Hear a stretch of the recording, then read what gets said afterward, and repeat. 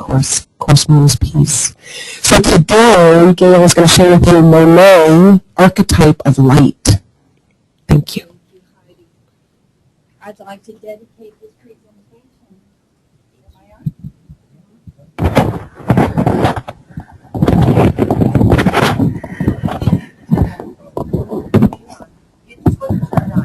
I'd like to dedicate this presentation to the 90,000 refugees in my city. 90,000. So can we learn from the past? Is it possible to take a long look at France in the 19th century and learn something? Learn about the vortices of synthesis and how out of it liberty, égalité, fraternité became a reality. It's not? Help. Pas encore.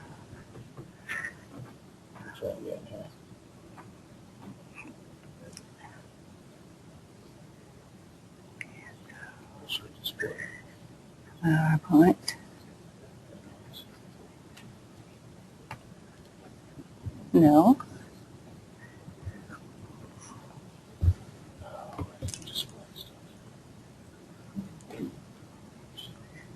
I'll keep talking while you fiddle.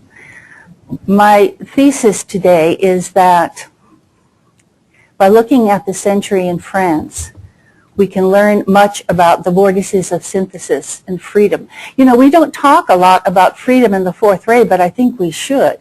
Freedom is really an attribute of cosmic deity, and what is the impulse that makes it want to express? And I'm going to argue that in Monet, the painter, we see this great push for, yes, for freedom. I'm calling Monet an archetype of light, and that is light within the context of the fourth ray. Here he is. Sun in Scorpio, Scorpio ascendant, Jupiter and Sun conjunct the ascendant, trining Moon in Cancer. So is there some fourth ray there? 4 planets in Sagittarius, self-portrait. Now, about the arts in general, I very like this quote. At their best, the arts transport us to a higher plane of existence. It's truly magical. But when it happens, we know something different is happening, and what happens is identical with authentic religious experience. And here is the ray of the method of the fourth ray soul. I'm not going to read the whole thing, but it inspires us to pass courageously through the fires of the burning ground. This is Monet's house, Giverny, about 40 miles north of Paris. A home that he struggled to own. He rented it for many years and finally was able to purchase it. And here is the painting, the garden at Giverny, luminous, beautiful, colorful, the violet of the devas exploding in life and vitality, the view of the eternal. In art, boldness of expression is characteristic of the first ray, and the work of the Impressionists was ray 1 and ray 4. And I think this is very, very typical of Monet. About first ray type, usually they will respond only to a few stimuli, and these may be completely veiled to all around him. Emotions are not absent. They are present, but at deep levels. Now, he loved to paint landscapes, and you know, paints in tubes were invented at this time. Until then, you didn't go and buy some tubes of paint. You had to mix everything. And so it was possible now to go out. Plein air painting came into vogue. This is a quote by Monet. All landscape is only an impression, instantaneous, hence the label they've given us, all because of me, for that matter. Ray 4, harmony through conflict, bring harmony out of conflict, grow through crisis, reconcile at one, love of beauty, delight to abuse and entertain and to make peace.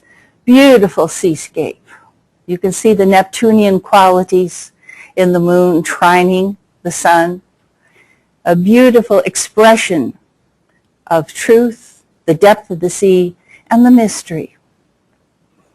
Painting for Monet taught him to see. But really, the authors of the book said, paint itself is inadequate for what he sees, lies beyond the world of diamonds and precious stones. He focused always on the present, on the moment. It was of an intense interest to him, and nature was a source of style and a theme.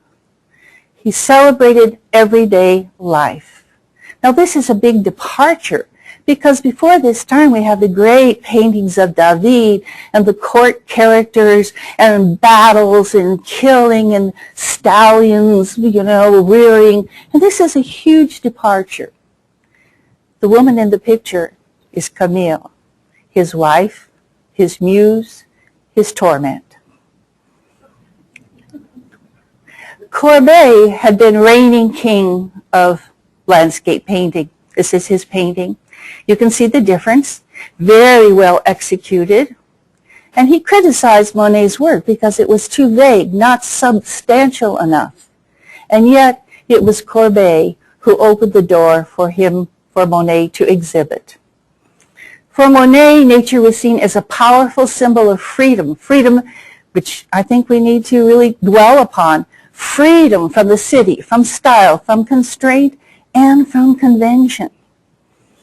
Beautiful painting of Venice. Wherever Monet went, he could tune into the moment and catch the soul of that area and express it with beautiful light, color, always shimmering, incandescent. I can see more and more clearly that I will have to work very hard to render what I am looking for. The instantaneous impression, particularly of things the same all-pervading light. And here is Venice again, blue, violet tones that he's so famous for. It's been said that Monet cracked the code on optics before science did. If you think of light itself as electromagnetic radiation, it really resonates with the way he paints. Optics was developed during the Belle Epoque. I'll talk about that a little bit later. But he's a predecessor. And again, family life, the family supreme, the little house in the background, the house at Giverny that so many of us like to visit. Now I'm saying that he is a paradigmatic teacher because he can shock us into a state of uncomfortable, reflective alertness. Uncomfortable was what he was to the world of art. They couldn't believe what he was doing. But art forms a whole, a harmony that precludes a safe distance. A distance from what? Well, 19th century had the Bonaparte Wars, the Second French Revolution, the horrible Franco-Prussian War, and then the Civil War, which many of you have heard about from the musical Les Mis. 4 wars swept through Paris, swept through France, and a harmony that precludes a safe distance was his perspective. We must speak of the water lilies. When I was a young woman, this is not a painting, this is a picture from his garden. I used to go to l'Orangerie in Paris on my way home from school and run in around 5 o'clock and sit surrounded by the water lilies and meditate. I could hear the colors. Really peaceful, beautiful, magnificent. This is the city of Giverny where he lived. And now it's become a pilgrimage for artists and people who love Monet and love beauty.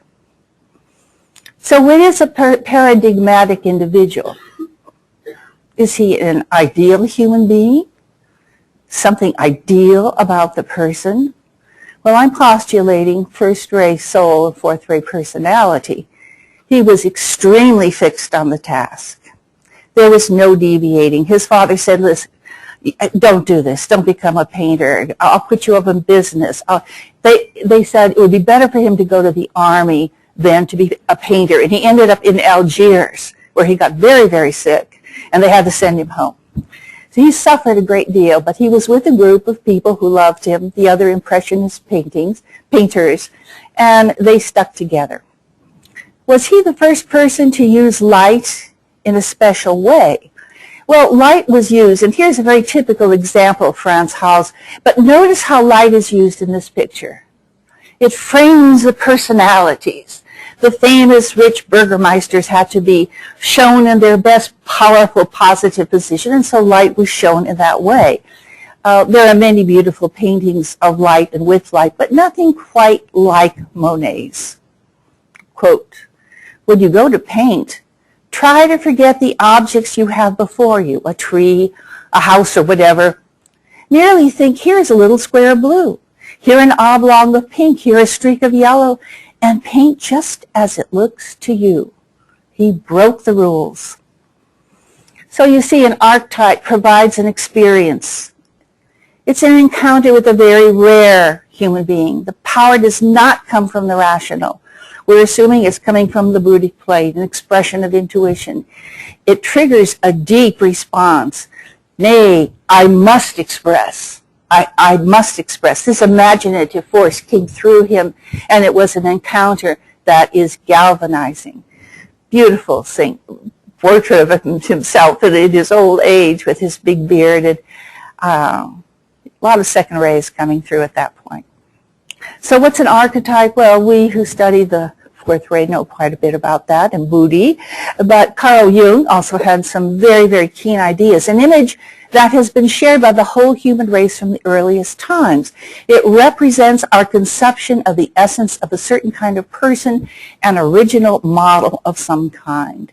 And he absolutely was.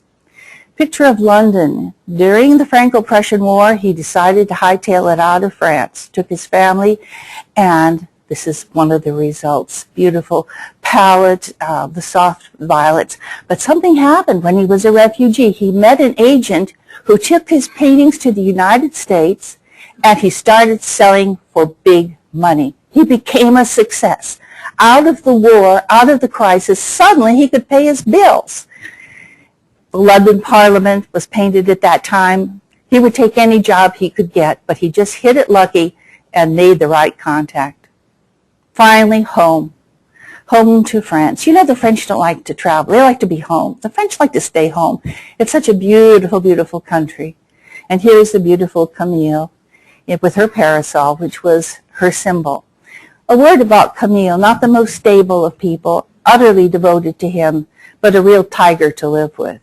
And he was devoted to her. He understood that she was his muse, and he was willing to pay the price to be in her company.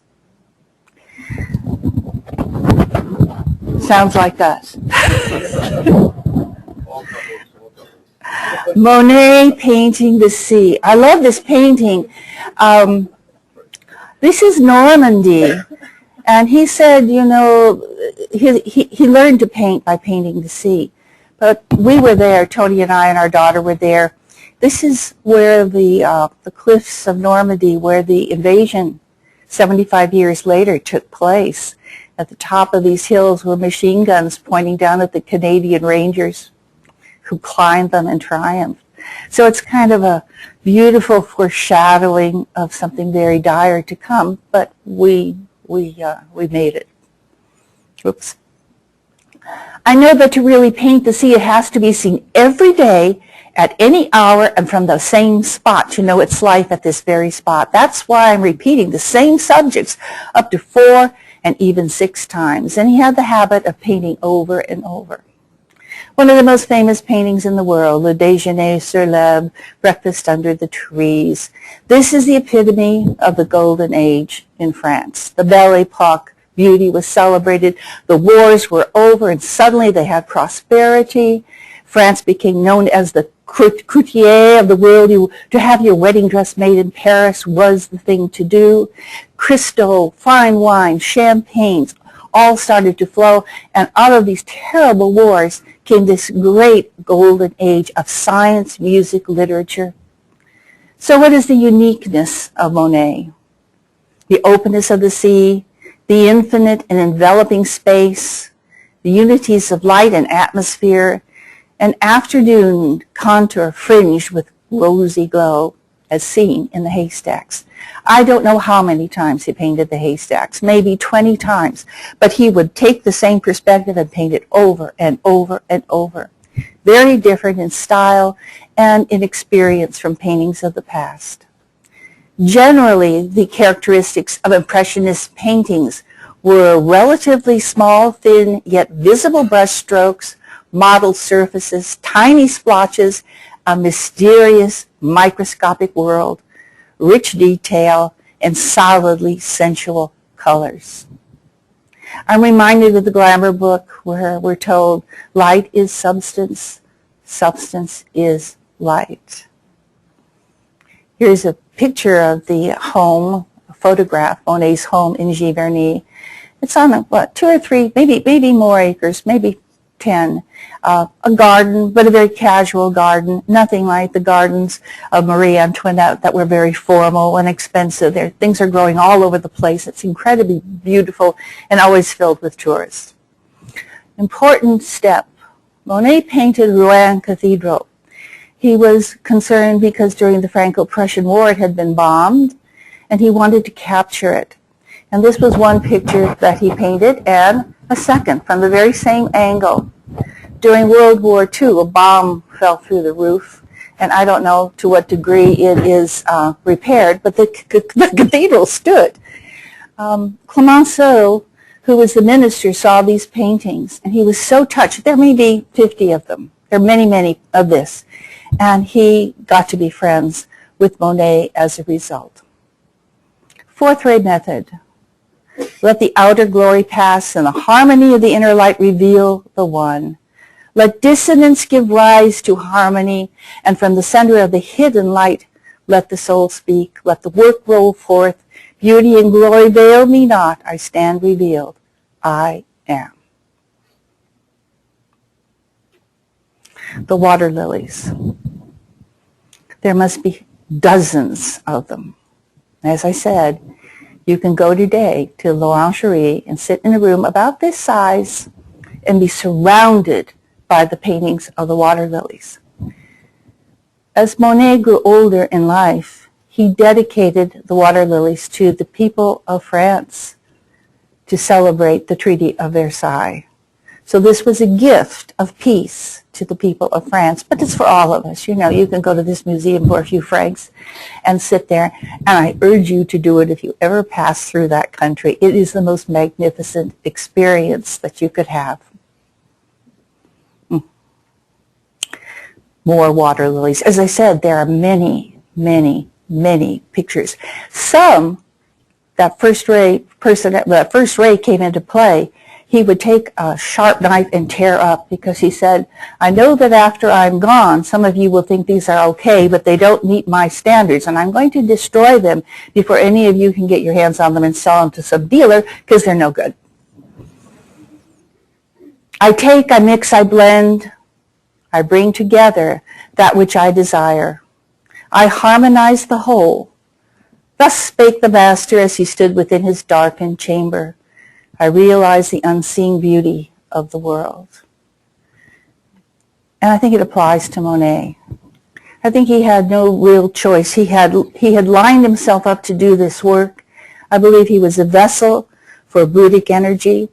I believe that we can pick up some of that energy just by viewing the paintings. They're so incredibly sweet, but they're so incredibly beautiful and powerful.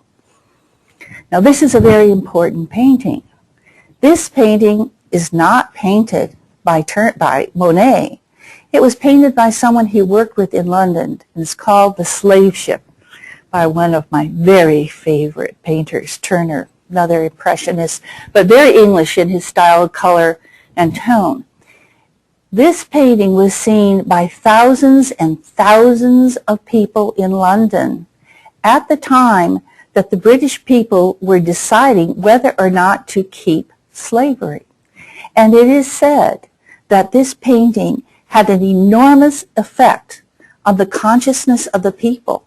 When they saw this and saw what it would really meant to have a slave ship, it had a massive emphasis and input to what happened with slavery. And of course, we know that they got rid of it before we did. They didn't need a war to get rid of it.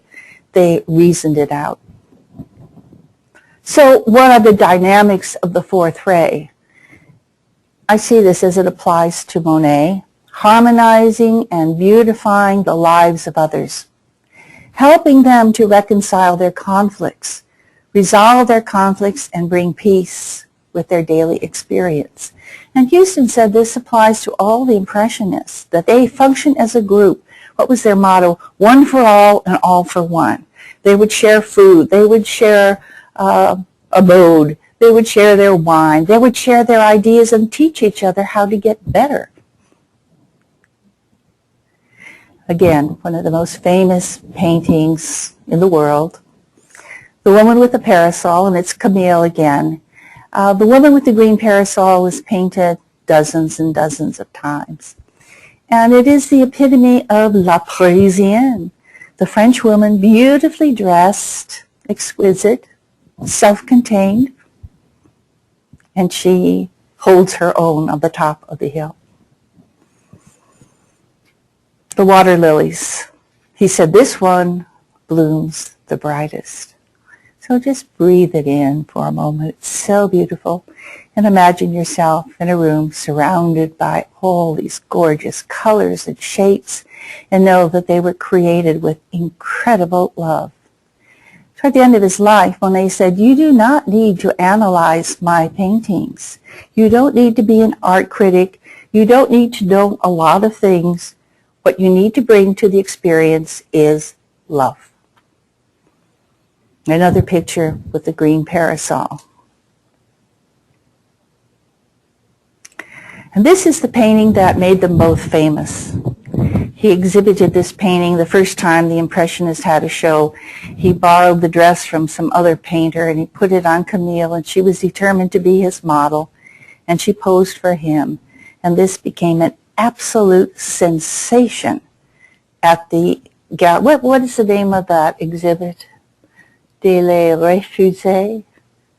The refused ones, the ones that the other salon said you can't show here. The refused ones had a show. And you can go online and check out the Impressionists and have the same show virtually and have the experience of that Impressionist show. This is a horrible picture. This is Camille at her deathbed. She is dead. And he said, I was obsessed with getting the painting right. And he was so ashamed of himself. He said, this is my beloved wife, but I had to paint her, and I had to get it right. Conflict indeed. Crisis indeed. So it occurred to me that in terms of the fourth ray, we are all specialists in the way we use our eyes. What do we choose to see? How do we choose to see? A painter, because their living relies on it, needs to reflect more than most of us on his specialization. But for us, there may be a lesson. And I leave it to you to determine what that lesson is. You'll understand, I'm sure, that I'm chasing the merest sliver of color. It's my own fault. I want to grasp the intangible. It's terrible how the light runs out.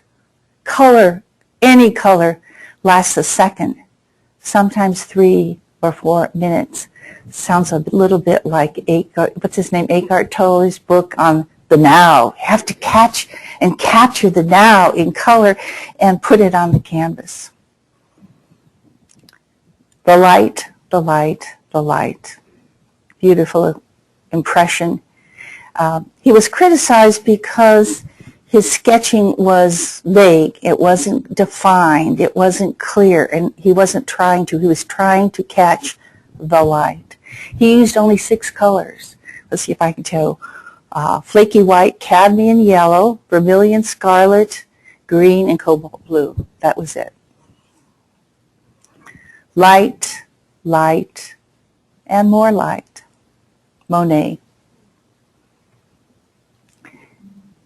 Appropriate that we should have this picture with the poppies, because the poppy fields of Normandy became the burial place for so many soldiers during World War II, and the poppy became the symbol for the fallen after the armistice.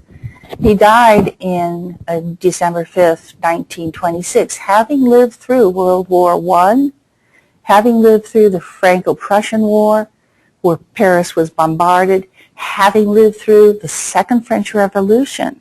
That's a lot. During that war, by the way, the Civil War, which is sung about in Les Miserables, 50 to 70,000 people in Paris died. So it was rough, and people were starving.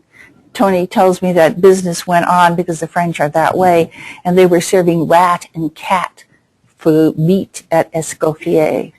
Out of that came this beautiful era. So all of us rushed very hard to meet Helena's standards. We cut our presentations a bit. This last slide of his paintings, sunrise. But we obey. We obey. We're very obedient. I like this one, the sunrise, because we too are going through a difficult time. We speak of the Arab awakening, and we observe that. And if I just think about that part of the world, because Tony and I do work with North African people and Arab peoples, Islamic peoples, and you wonder, after this is all said and done, after Egypt gets their act together, after Libya gets their act together, Saudi Arabia, Jordan, Iran, if they get their act together, what can be the sunrise? What can be the Belle Epoque for the Arab world? At one time it was gorgeous, it was fabulous. So this picture speaks to me of their sunrise and ours also, because we've gone through a lot. What will be the art and the music of the new age, or just in the next decade or so? The references for my talk come from two books, Monet, The Artist Speaks, and Monet by Gordon and Forge, and my beautiful friend Robbie Adkins put my presentation together for me. And we do have time for some chatting if you have any questions or comments. Yes. Oh, but wait for the microphone. We must obey. She who must be obeyed.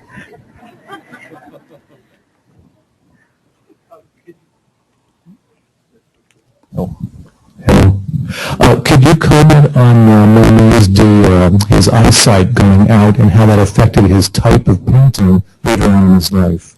Monet was losing his sight, had cataracts, and he decided he didn't want to have the surgery, but he finally did have surgery, and it was very painful for him. It was painful for him to paint. And that's hard to see in the paintings. He was so disciplined. That first ray gripped him. He was able to work through that. He finally did have the surgery, but he said it didn't really make too much difference in the way he's not the only one. Several others of the Impressionists had the same problem.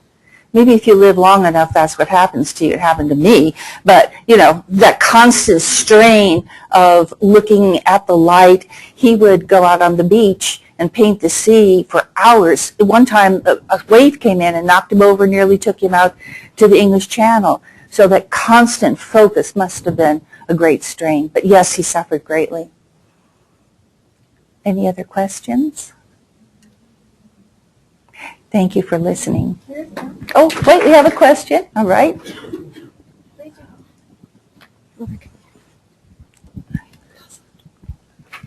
I was thinking about Monet and the group of artists, and just thinking about it as an inspiring statement in group work, and how that could also be what we're headed for in the future of groups of artists. The heart of the group was a painter called Basile. He was a medical student, and he had money. His family came from enough money to put him up in Paris and send him to medical school.